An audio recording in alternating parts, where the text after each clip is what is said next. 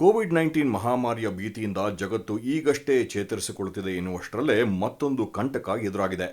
ಕೋವಿಡ್ಗಿಂತಲೂ ಅತಿ ಹೆಚ್ಚು ಅಪಾಯಕಾರಿಯಾದ ಹ್ಯಾಂಟಾ ವೈರಸ್ ಇದೀಗ ಜಗತ್ತನ್ನೇ ಬೆಚ್ಚಿಬೀಳಿಸಿದೆ. ಸಮುದ್ರದ ಮಧ್ಯೆ ಸಾಗುತ್ತಿದ್ದ MV ಹೊಂಡ್ಯಾಸ್ ಎಂಬ ಪ್ರವಾಸಿ ಹಡಗಿನಲ್ಲಿ ಈ ಹ್ಯಾಂಟಾ ವೈರಸ್ ತನ್ನ ಅಟ್ಟಹಾಸ ಮೆರೆದಿದೆ. ನಡುಗಡಲಲ್ಲಿ ಸಿಲುಕಿರುವ 149 ಮಂದಿಯಲ್ಲಿ ಈಗಾಗಲೇ 8 ಜನರಿಗೆ ಸೋಂಕು ದೃಢಪಟ್ಟಿದ್ದು 3 ದಾರುಣವಾಗಿ ಸಾವನ್ನಪ್ಪಿದ್ದಾರೆ.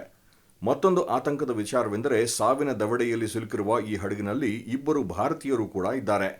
ಸಾಮಾನ್ಯವಾಗಿ ಹ್ಯಾಂಟಾ ವೈರಸ್ ಇಲಿ ಮತ್ತು ಹೆಗ್ಗಣಗಳ ಮೂತ್ರ ಹಾಗೂ ಲದ್ದಿಯಿಂದ ಹರಡುತ್ತದೆ. ಆದರೆ ಈ ಹಡಗಿನಲ್ಲಿ ಕಾಣಿಸಿಕೊಂಡಿರುವುದು ಮನುಷ್ಯನಿಂದ ಮನುಷ್ಯನಿಗೆ ಹರಡುವ ಪ್ರಪಂಚದ ಏಕೈಕ ಪ್ರಭೇದವಾದ ಆಂಡಿಸ್ ಸ್ಟ್ರೇನ್.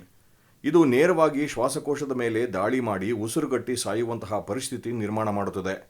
ಇದು ಕೋವಿಡ್ಗಿಂತ ಡೇಂಜರ್ ಯಾಕೆ ಗೊತ್ತಾ? ಕೋವಿಡ್ನಲ್ಲಿ ಸಾವಿನ ಪ್ರಮಾಣ ಕೇವಲ 3%ರಷ್ಟಿದ್ದರೆ ಹ್ಯಾಂಟಾ ವೈರಸ್ನಲ್ಲಿ ಸಾವಿನ ಪ್ರಮಾಣ ಬರೋಬ್ಬರಿ 35ರಿಂದ 50ರಷ್ಟಿದೆ. ಜೊತೆಗೆ ಇದಕ್ಕೆ ಯಾವುದೇ ನಿರ್ದಿಷ್ಟ ಔಷಧಿ ಇಲ್ಲದಿರುವುದು ಈ ಭೀತಿಯನ್ನು 10ರಷ್ಟು ಹೆಚ್ಚಿಸಿದೆ.